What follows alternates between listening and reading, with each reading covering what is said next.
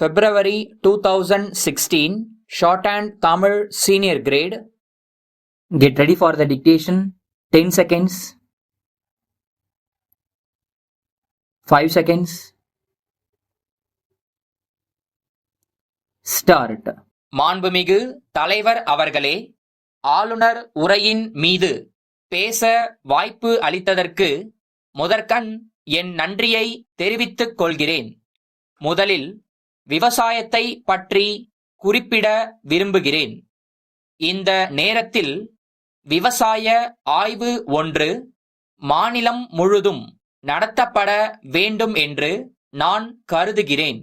நேற்று பேசிய ஓர் உறுப்பினர் தஞ்சை மாவட்ட நிலைமையை சொல்லி, அங்கே உள்ள காவிரி ஆற்றின் 2 பக்கங்களிலும் சிமெண்ட் பூசி அதிகப்படி தண்ணீரை எப்படி சிக்கனமாக கொண்டு போக வேண்டுமென்று சொன்னார்.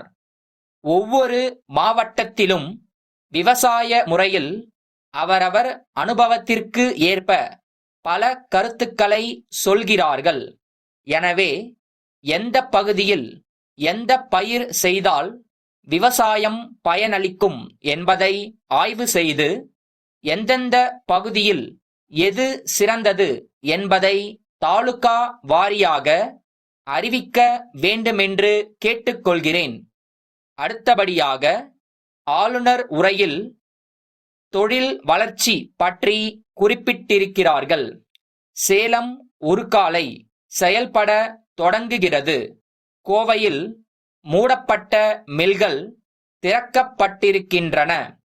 ஒவ்வொரு பகுதியிலும் தொழில் வளம் பெருகி வருகிறது என்பதை நான் சுட்டிக்காட்ட விரும்புகிறேன். தொழில் வளர்ச்சிக்காக சிறு தொழில் வாரியம் அமைத்திருக்கிறோம்.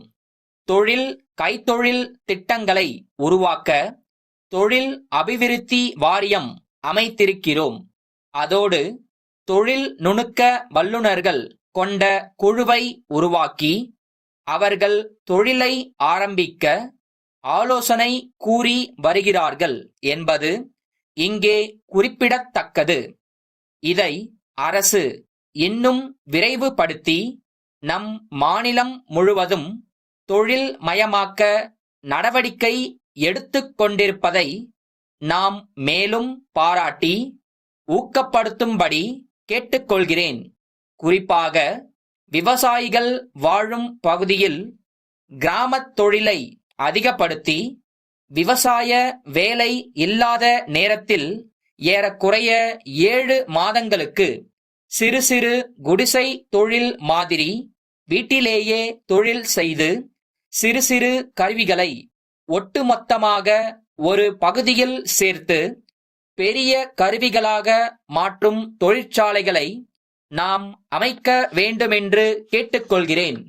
அடுத்து, குடிசை மாற்று வாரியம் அமைக்கப்பட்டு அதன் மூலம் தமிழக தலைநகரில் இருக்கும் குடிசைகள் மாற்றியமைக்கப்படுவது போல மற்ற மாவட்டங்களிலும் விரைவில் இத்திட்டம் செயல்படுத்தப்படும் என்று ஆளுநர் உரையில் குறிப்பிட்டிருக்கிறது. இதை பொறுத்தவரையில் எல்லா மாவட்ட தலைநகரங்களிலும் உட்குழுக்கள் அமைக்கப்பட்டு இன்னும் சில ஆண்டுகளில் மாநிலம் முழுவதும் குடிசைகளே இல்லாத நிலை ஏற்படும் என்ற நம்பிக்கையை இது நமக்கு ஏற்படுத்துகிறது. அதற்கு என் மகிழ்ச்சியை தெரிவித்துக் கொள்கிறேன். இறுதியாக, மாநில திட்டக்குழு அமைப்பு பற்றி ஆளுநர் உரையில் குறிப்பிடப்பட்டிருக்கிறது. இது தமிழக வளர்ச்சியையும் மக்களின் வாழ்வையும் நிர்ணயம் செய்கிற அரிய முயற்சி ஆகும். தமிழகம் முழுவதையும் 10 ஆண்டுகளில் தொழில் மயமாக்கி ஐரோப்பாவில் இருக்கிற நாடுகளுக்கு ஒப்பான வளர்ச்சியுள்ள நாடாக ஆக்க திட்டம் போட்டிருப்பது தமிழகத்தை வளப்படுத்தி தமிழக மக்களுக்கு ஊக்கத்தை தருகின்ற அமைப்பாக இருக்கிறது. கொல்கத்தா, வாசன் கூட்டமைப்பிலிருந்து அகமதாபாத் திருவாளர்கள் வீரன் கூட்டமைப்பிற்கு எழுதும் கடிதம். அன்புடையீர், தாங்கள் அனுப்பிய ஆப்பிள் பழங்கள் அடங்கிய பெட்டிகள் பாதிக்கப்பட்ட நிலையில் வந்து சேர்ந்தன. பெட்டிகள் சரியாக அமைக்கப்படாததாலும் போக்குவரத்தில் முரட்டுத்தனமாக கையாளப்பட்டிருப்பதாலும் பெட்டிகளில் இருந்த பொருட்கள் பாதிக்கப்பட்டிருந்தன. எனவே எல்லா பொருட்களையும் உடனே விற்பதற்கு ஏற்பாடு செய்ய வேண்டி இருந்தது.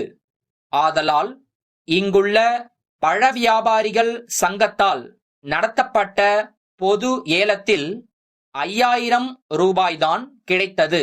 ஆதலால் இந்த சரக்கு வியாபாரத்தில் 4000 ரூபாய் நஷ்டம் ஏற்பட்டுள்ளது. தங்களால் பெட்டிகள் சரியாக அமைக்கப்படாததாலேயே எங்களுக்கு இந்த நஷ்டம் ஏற்பட்டுள்ளது.